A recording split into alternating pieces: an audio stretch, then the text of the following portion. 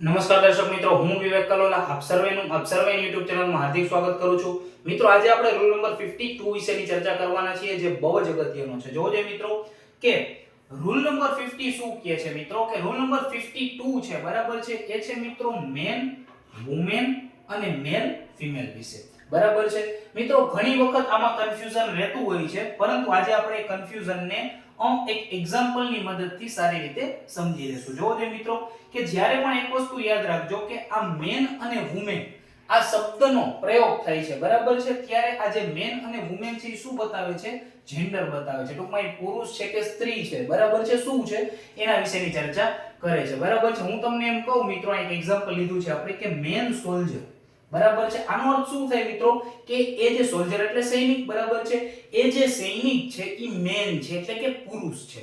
Clear છે મિત્રો હું શું કહેવા માંગુ છું? બરાબર છે. કોઈ એમ કહે છે કે મેન સોલ્જર, બરાબર છે, કોઈ એમ કે વુમન સોલ્જર, તો વુમન સોલ્જર નો અર્થ શું થાય મિત્રો, કે એ જે સૈનિક છે, એ જે સોલ્જર છે, બરાબર છે, વુમન છે, એક સ્ત્રી છે.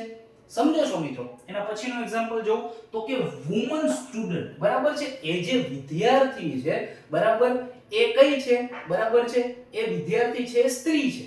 બરાબર છે. આ એવું નથી કે મેન સ્ટુડન્ટ, બરાબર, તો એ સ્ટુડન્ટ છે એ પુરુષ છે, એનો અર્થ એવો થાય. ક્લિયર છે મિત્રો? મેન અને વુમન નો ડિફરન્સ છે એ ક્લિયર છે મિત્રો? હવે બીજી વસ્તુ કે ક્યારે મેલ અને ફિમેલ, એટલે કે મેલ અને ફિમેલ છે એ શું બતાવે? બરાબર છે.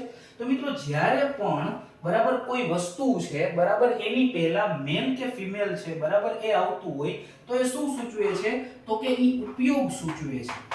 જે તે બરાબર નામની પહેલા મેલ કે ફિમેલ આપેલું હોય, બરાબર છે, તો એ નામ છે એનો એક ઉપયોગ સૂચવે છે, અથવા તો શેના માટે છે એ સૂચવે છે. અહીં એક્ઝામ્પલ તરીકે લીધું છે મિત્રો કે ફિમેલ વોચ, એ ઘડિયાળ છે, બરાબર, એ ફિમેલ માટે છે, બરાબર છે. વોચ છે, બરાબર, ઈ ફિમેલ નથી. સમજો છો મિત્રો? ફિમેલ વોચ, બરાબર છે, તો એ ઘડિયાળ છે એ ફિમેલ માટે છે, બરાબર છે, તો એનો ઉપયોગ સૂચવે છે. અહીં મેં લખ્યું કે મેલ પર્સ, તો આ જે પર્સ છે ઈ શેના માટે છે? બરાબર, તો કે મેલ માટે છે, પુરુષ માટે છે. ક્લિયર છે મિત્રો? અહીં એક બીજું પર એક્ઝામ્પલ લીધું છે મેં કે she went to a female doctor, બરાબર છે. ટૂંકમાં તે જે ડોક્ટર પાસે ગઈ, બરાબર છે, રેડી, તે જે ડોક્ટર છે એ સ્ત્રીઓના ડોક્ટર છે, બરાબર છે.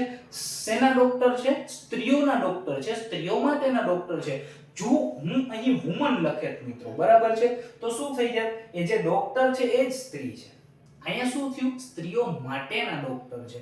તો ડિફરન્સ છે એ બધાને ક્લિયર મિત્રો? તો આ હતો આપણો રૂલ નંબર 52, જે હતો મેન, વુમન અને મેલ ફિમેલ ઉપર.